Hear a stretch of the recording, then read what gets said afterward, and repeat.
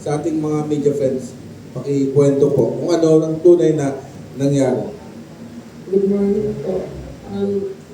Una sa lahat po, marami pong salamat sa tanggap sa akin po dito.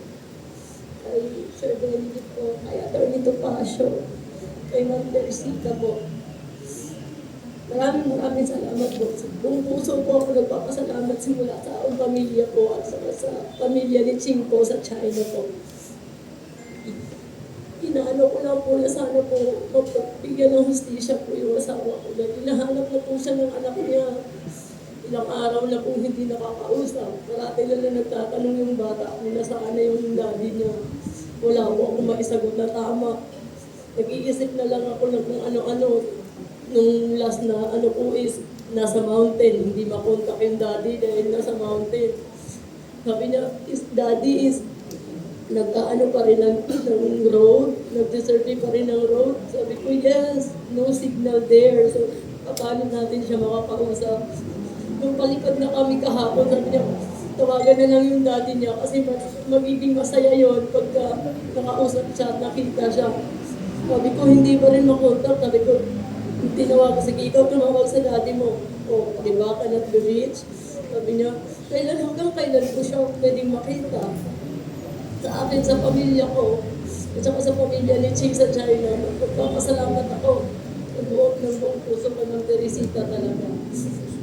At sa Chinese Embassy po, na tumulong po na malawakan yung kasong ito. Hindi ko po alam, wala po ako sa posisyon para magsalita doon sa nangyayari sa ngayon. Pero isa lang po ang masasabi ko, hindi po spicy Ching po.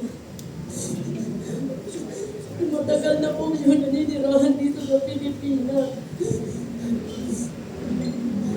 Mahigit 10 years na po siya dito. May anak po kami, 8 years old. Natatakot po ako sa kahihinat na ng anak ko sa school.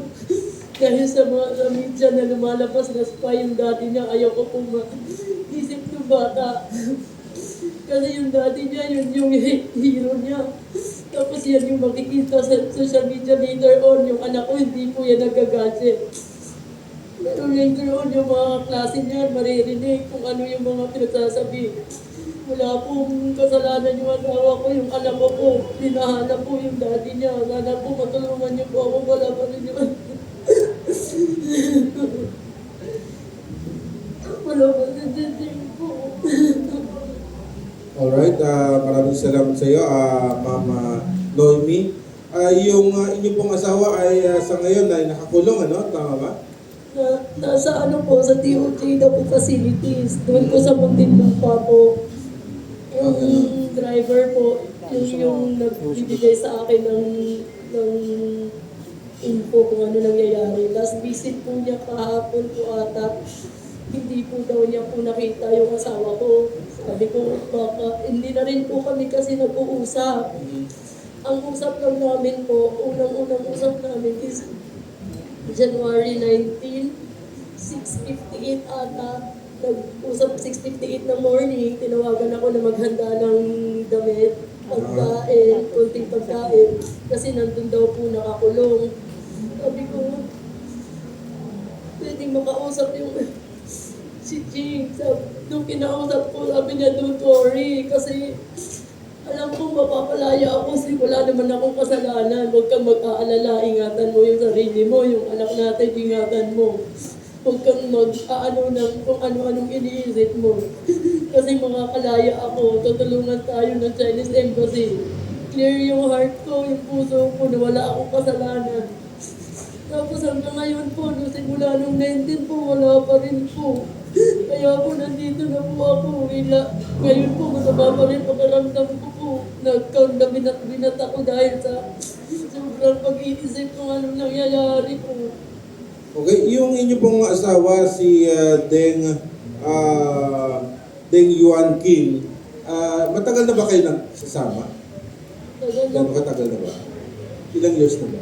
2014 po. At may ilan kayong anak? Isa po. Ay, isa lang. Opo, isa lang po. Okay. At kumakailan lang nga ay nahuli nga sa Makati, ano? Opo. At espionage ang yata, di ba? ang kaso. Attorney, available itong kaso ito? Available kasi maliit po ang penalty ng espionage even if proven. But in the meantime, kung magpa-file na ng information sa court yan, pwede naman pong piyansahan. Nagtataka lang talaga ako, nakita ko kasi mga litrato. Kasi noong siguro mga few years ago, I think around a few years before the pandemic, taga-better living kasi ako eh. Tuwing umaga, pag umaandar ako roon, meron doon isang sasakyan na merong camera both sides, umaandar, na-akos nga ng pulis. Ang nabalita sa amin yan, yung pala, yung survey ng Waze.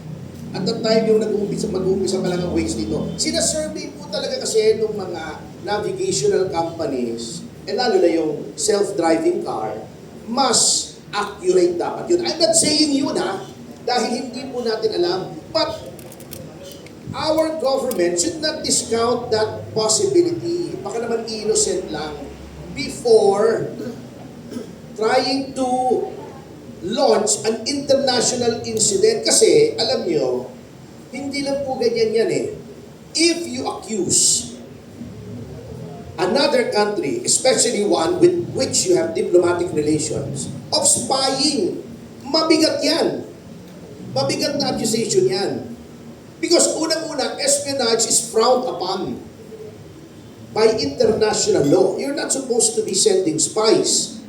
Pinagbibintangan mo na ng mabigat yan. May strain yung relations ng China and the Philippines. At hindi ko pinagtatanggol ang China, ngunit we belong to a community of nations, global community na tayo.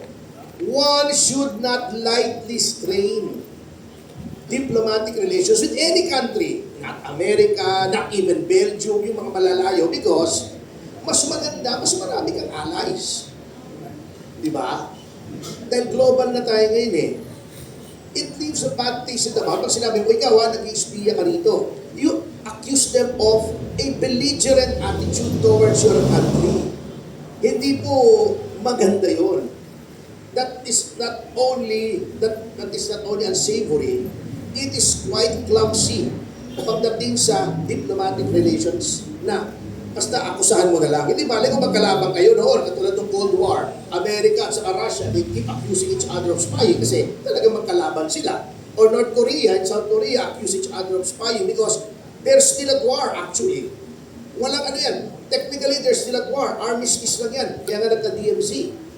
So, if you do that, mabigat pong akusasyon yan. And then, to deny consular officials access to a citizen that is incarcerated in your own country, violation yan ng mga conventions on diplomatic relations. Mabigat po yan. Lalo na yung Geneva Convention on Diplomatic Relations. Pag ginawa mo yan, katulad ng ginawa ng Amerika doon sa vice chairman ng Huawei na pina-arresto ng Amerika sa Canada, you risk retribution. Babawian ka niyan. Because no self-respecting country is going to allow itself to be insulted without seeking retribution from your citizens in their country. Anong gagawing retribution ng China? Kita mo, di ba, ang China noon, pina-arresto yung vice president ng Huawei. May mga negosyanteng Amerikano sa China, inaresto rin ng China. So these are the repercussions na tignan po natin. Parang amateurish kasi ang ating gobyerno na napapailing na lang po yung mga taong nakakaintindi. Very clumsy, very unseemly, very unwieldy, very amateurish. Ayun. Narinig ko parang gusto yata ang batas yata ng